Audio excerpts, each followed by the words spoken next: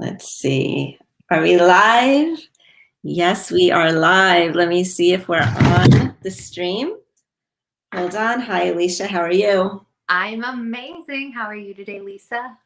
Good. Very grateful today. I always get my water delivered. I found a place by me that delivers water, and I get gallons of Mountain Valley spring water in glass bottles. Amazing. And it just feels so good. I've been drinking this water for about 3 years, 3.5 years. Love the water. Mountain Valley spring water, great, very pure water. So hi, everybody. I'm here with Alicia Sidoris, Lisa from Florida, and we are on our weekly live Everything Health, Healing, and Beyond.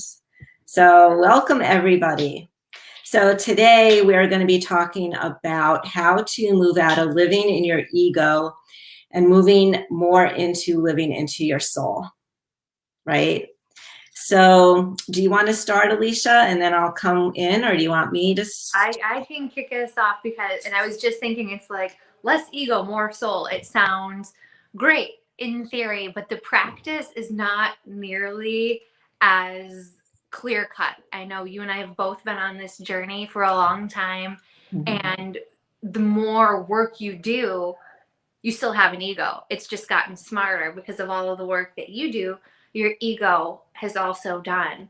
And the voice of the ego and the soul are very, very different. The ego is like fast, urgent. It's like, a little like woodpecker, like now, now, now. Whereas the soul is softer, always there. It's like a slow babbling brook versus like whitewater rafting type of waves. And so knowing kind of the difference between those can be helpful to understand, because I know initially when I started to experience more peace and some of those higher level emotions, it was weird because I was used to like chaos and drama and these lower level emotions that the ego really feeds off of.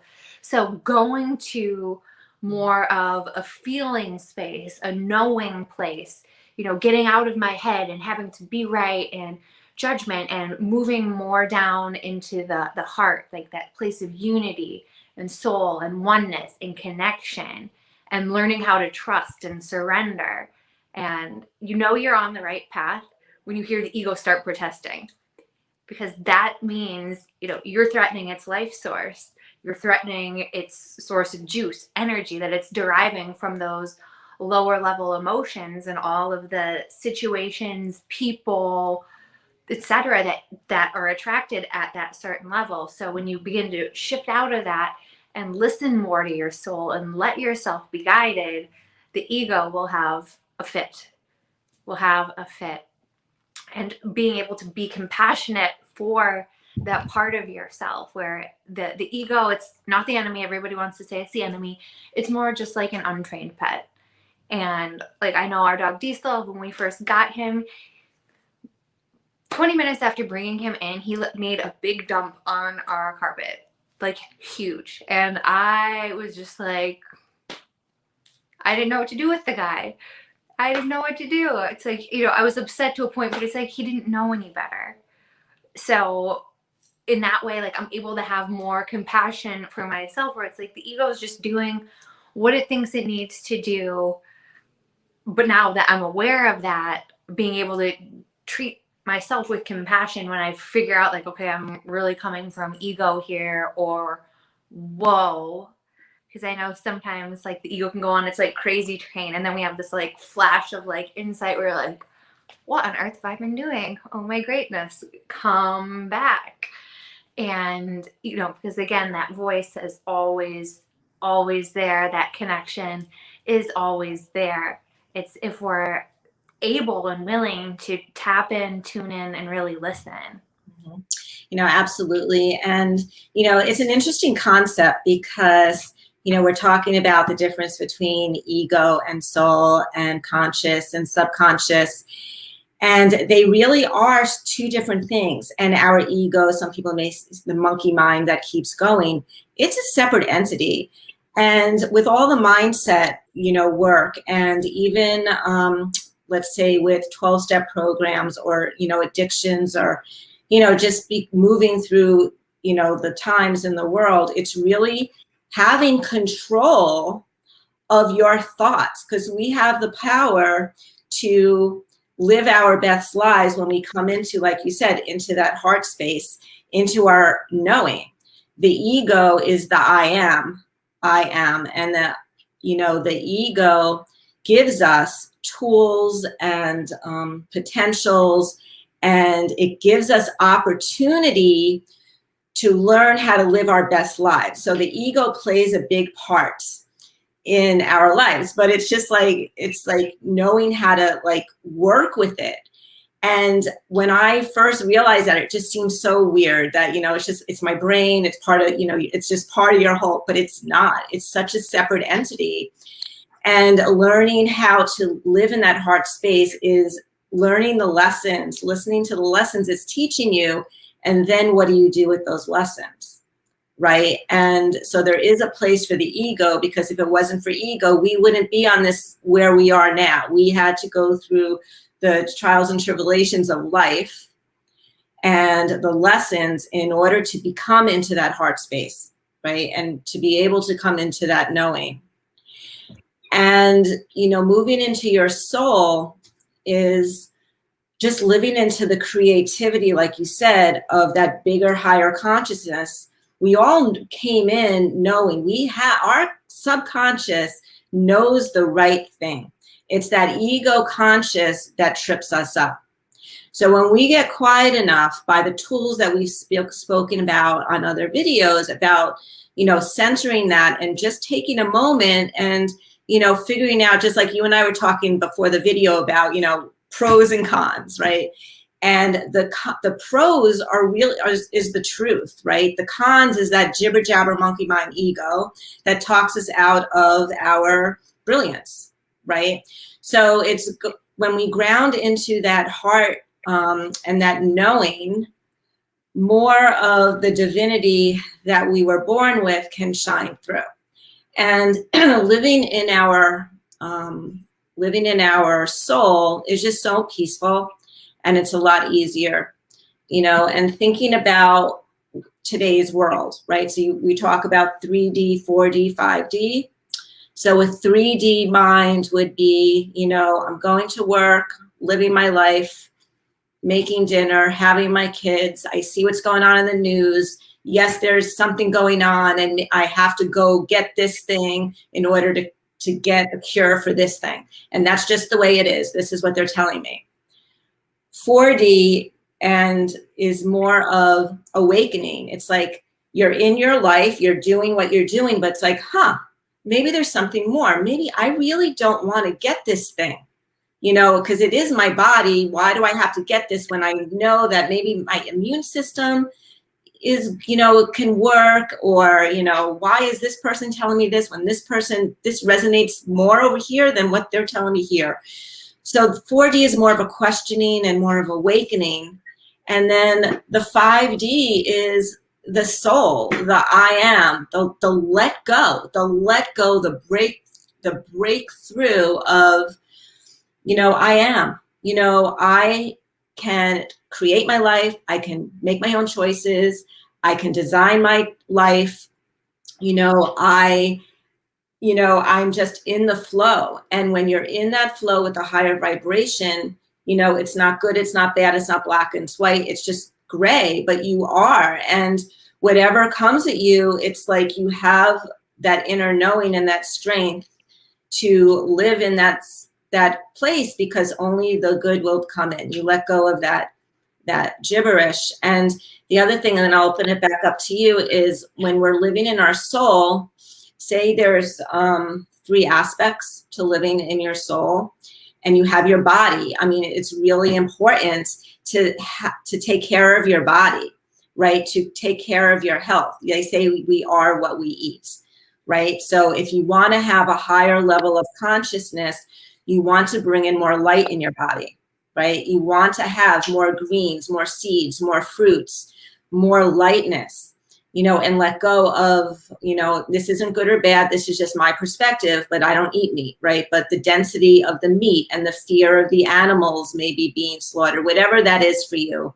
I don't want to, it's not whatever, not good or bad, but it's a heavier density. So if you want light, you want to bring in stuff that had the photosynthesis and the life going on. You also want to take care of your, again, with your soul, which is breath work. You want to breathe. And, you and I probably will do a video on breathing with like the Kriya, where if you breathe in through your nose and out through your nose, you're oxygenating your cells. And when you breathe, when you learn how to breathe and you hear everybody talking about they're stressed and you're in fight or flight, breathe, take a breath, breathe, right? Because when you breathe, you're balancing that emotional body too.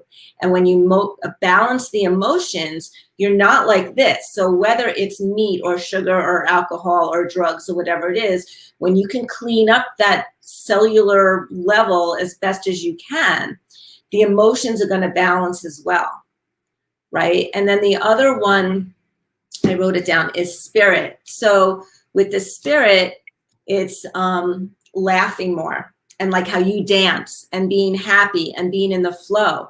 Because when we're in the joy, that's the connection. When we're in that love space, that's the connection, right, to source. So it's all of those being in balance, where it's going to be less, the little voice, the subconscious, that inner knowing, the guides, the angels, the God consciousness, you're going to be able to hear it more.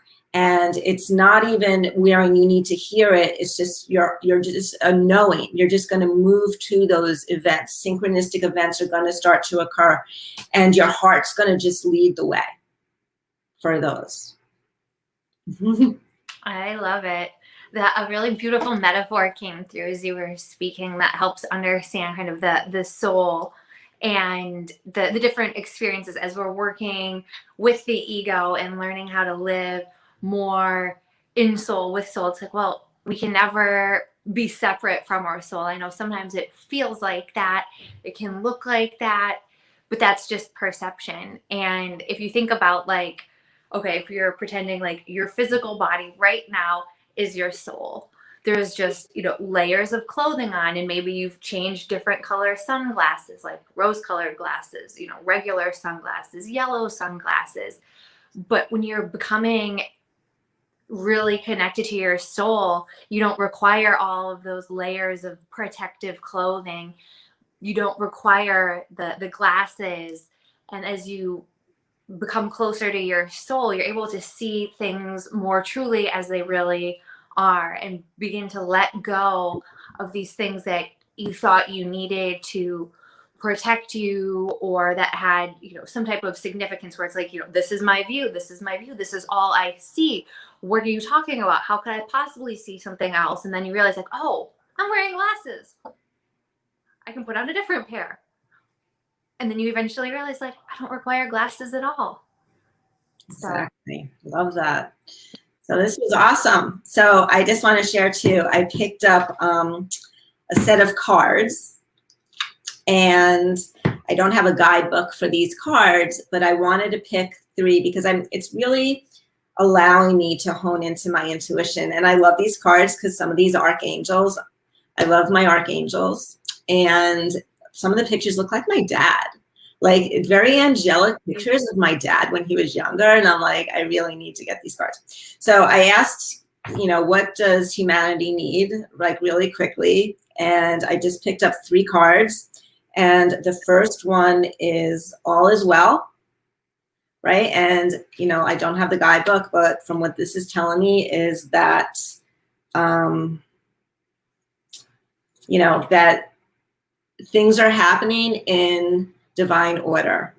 And though things may be looking chaotic on the outside, as you hear it's a movie, just move into your soul and go through life in the flow, because all is well. And I absolutely know 100%, and that's my opinion, but that's my belief, that all is well in the world. And it's just going through these motions and finding your way in there. And living in your soul is a good way to start.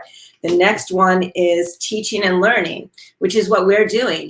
We, have done this journey. We've done this work. We've woke up, years ago. And now, you know, with the energies changing, this fourth dimension moving into fifth, you know, from the third, people are starting to do that questioning and waking up. So you and I are both here to assist people, you know, with that when they have any questions with us. I just put a post up on my wall. If you want to get out of the matrix, and I'm giving a free 20-minute call, you know, to help assist with that. And you have sessions that you do as well, you know, and for us too, we're all still learning. You and I are still learning. And that's how it is. And then there's the last one was victory, right? Because there is victory for the light. It is. That's a given, victory for the light. So I wanted to share that and then end really quick with a light language code. Beautiful. Okay. So I guess I'll ask the same thing, you know, differently now. What message do we have for humanity today? Okay. Bari, takrias kena bot takriya takriya kena bot takriya takriya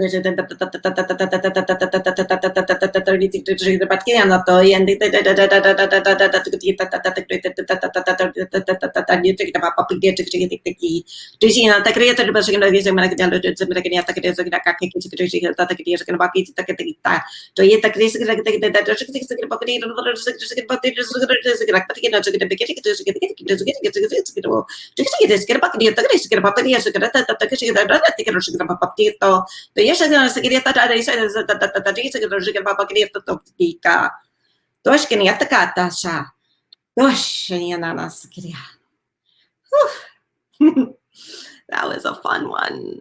Oh my gosh, that was fun. How fast was that? Oh my gosh, that never came in that fast. Okay, so what I was seeing, I was actually seeing a magenta halo. And to me, magenta halo is Archangel Metatron coming in. And I felt that when I was going really fast, third eye. Yes, opening of the third eye. And that goes with what we were talking about awakening, that people are awakening now. This is where we are in consciousness in that fourth density. And you see that in the Schumann resonance too, with that orange on the Schumann is the awakening. And that was, oh my gosh, that was pounding open people's third eyes, basically. It felt like a jackhammer to me. So that's what I feel that, you know, is happening. And to trust your knowing, trust what you're feeling, reach out to people if you have questions, because there's a lot of us that are light workers and a lot of us that are here to help, right? With any kind of questions you have, whether it's dreams. Why am I dreaming of, you know, past relationships, people I grew up with? I'm in my dreams and I know I recognize these people, but I don't know who it is, but I've seen them before. That kind of thing. People who passed. Why I'm feeling hot, why I'm feeling cold, why I can't eat, whatever these symptoms are, or visions, or like with me, I just saw this magenta halo. You know, we are here to assist, you know, and Alicia is so great with her Reiki and her crystals, and the art of letting go is a skill set of her, how to break through sabotaging thoughts to help break through, right? So again, that was really a fast light code. It was so good. Thank you. All right. So with that, thank you, Alicia. I love doing these. Again, you could reach Alicia on Instagram, Facebook. I'm on LinkedIn, YouTube. My website is PurifyYourLife.com. Facebook is probably the easiest way to reach out to me. Okay. So everybody, take a deep breath after that light language that you just saw, even in the replay. Please breathe that in, right? And then ground. Maybe go into nature barefoot and just go into the sun and ground that energy of that, because that was powerful energy. So, all right, everybody. Thank you so much for tuning in. We'll see you next week. Thank you, Lisa. Bye, everyone. Bye. Bye, everybody.